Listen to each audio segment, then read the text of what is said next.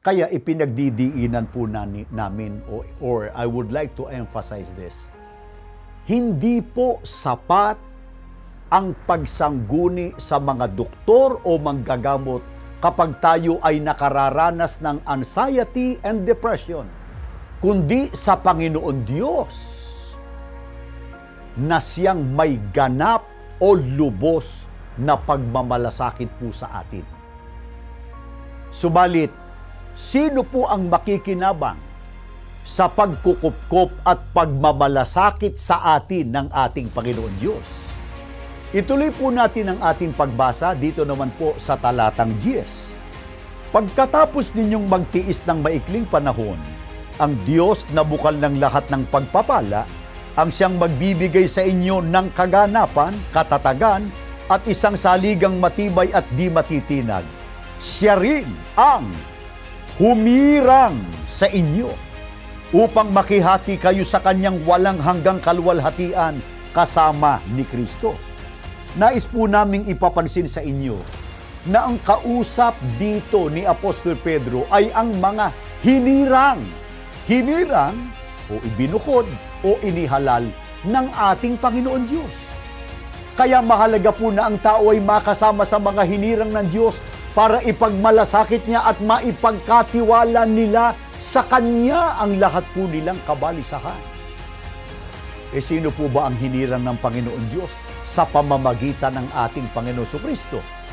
Ganito po ang ipinahayag mismo ng ating Panginoon Jesucristo sa sulat ni Apostol Juan sa 15:16. Ituloy na po natin ang 1 at 5.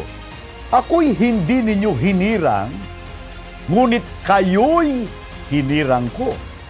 At akin kayong inihalal upang kayo magsiyaon at magsipagbunga at upang manatili ang inyong bunga, upang ang anumang inyong hingin sa Ama sa aking pangalan ay maibigay niya sa inyo.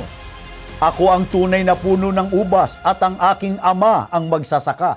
Ako ang puno ng ubas, kayo ang mga sanga. Sa talatang ito ay pinatutunayan po sa atin ng ating Panginoon Jesucristo na mayroong hinirang o inihalal ang Panginoon Diyos sa pamamagitan ng ating Panginoon Jesucristo.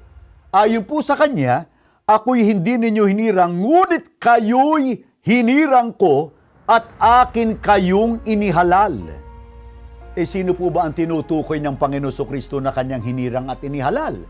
Ayon sa Kanya, sila ang Kanyang mga sanga. Sanga. Ano naman po ang kaugnayan nila sa ating Panginoon Jesucristo? Ang Panginoon Jesucristo po ang kanilang puno.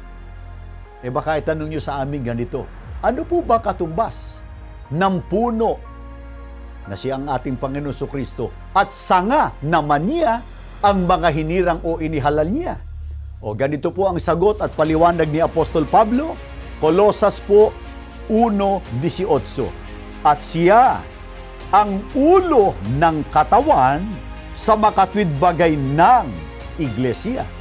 Ang katumbas po ng puno at sanga ay ulo at katawan. Ang ulo o pangulo ay ang ating Panginoon Jesucristo at ang katawan niya ay ang Kanyang iglesia. Hindi po ba't ang katawan ay tinatawag sunod sa pangalan ng ulo? Ang ulo'y Kristo, yung iglesia ay katawan niya. Ano po ang pangalan ng iglesia ito? Ayon sa pagtuturo ng mga apostol. Ang babasahin natin ay batay po sa Lamsa Translation, Acts 20:28, at ililiwat na rin po natin sa wikang Pilipino. Pero makikita nyo ang original text sa Ingles. Take heed therefore to yourselves and to all the flock. Ingatan ninyo kung gayon ang inyong sarili at ang buong kawan, over which the Holy Spirit has appointed you overseers. Narito'y hinirang kayo ng Espiritu Santo na mga katiwala, to feed the church of Christ, which He has purchased with His blood, upang pakanin ang iglesia ni Kristo na binili niya o tinubos niya ng Kanyang dugo. Mga magulang, ang nakasulat po sa Biblia ay iglesia ni Kristo. Gaano po kahalaga ang iglesyang ito na ipinakikilala po sa atin ng Biblia? Ito po ang hinirang. Ito po ang inihalal ng Panginoon Diyos sa panahong Kristiyano. Ano po ang kapalaran ng makasama sa mga hinirang ng ating Panginoon Diyos?